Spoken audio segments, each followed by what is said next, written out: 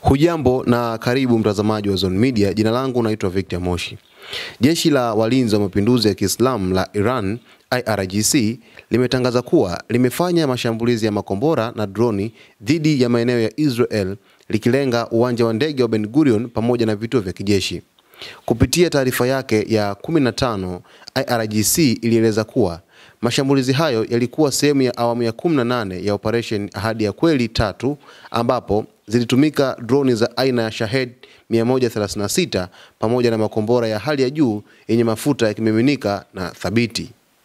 Taarifa hiyo ilidai kuwa mashambulizi hayo yalifanikisha malengo yaliyokusudiwa, likiwemo kuharibu baadhi ya vituo vya kijeshi na miundombinu karibu na uwanja wa ndege Ben Gurion. Aidha, IRGC imesema kuwa mifumo ya ulinzi wa anga ya Israel haikuweza kuzuia droni hizo, jambo lililosababisha taharuki na kuwalazimu raia kukimbilia kwenye maeneo ya kujihifadhi. Vyombo vya habari vya Israel vimeripoti kuwa kati ya makombora 10 yaliyovurumishwa, 6 yaliweza kufikia malengo yao na kusababisha uharibifu wa kiwango fulani. Mashambulizi haya yanakuja wakati mvutano kati ya Iran na Israel ukizidi kuongezeka, huku jumuiya ya kimataifa ikifuatilia kwa karibu maendeleo ya kijeshi katika ukanda huo. Sasa mtazamaji wa Zone Media, taarifa hii ni kufuatia kile ambacho kinazidi kuendelea Mashariki ya Kati, ambapo jeshi la Walinzi wa Mapinduzi ya Kiislamu la Iran IRGC linaendeleza operesheni zake katika ardhi ya Israel, ambapo mashambulizi yanazidi kuwa makubwa sana kiasi cha kwamba hofu inazidi kutanda kwa raia, huku raia mara zote wakiwa katika hali ya kujificha kwenye maandaki wakati wowote.